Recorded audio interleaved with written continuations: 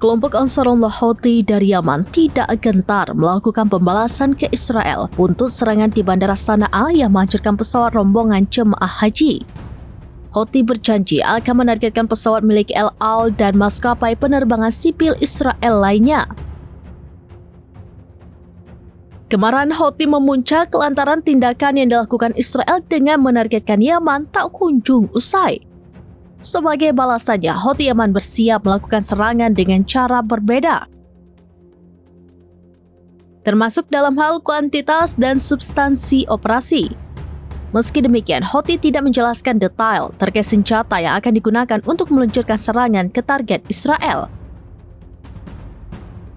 Kepala Dewan Politik tertinggi Houthi, Mahdi Al-Mashhad, mengatakan serangan tersebut akan dihadapi Houthi hingga rezim Zionis menghentikan serangannya dan mencabut blokade di Gaza.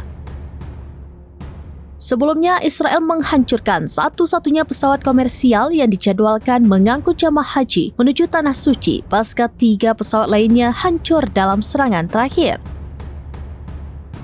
Lantas, serangan ini membuat keberangkatan puluhan jamaah haji asal Yaman pada tahun 2025 dibatalkan.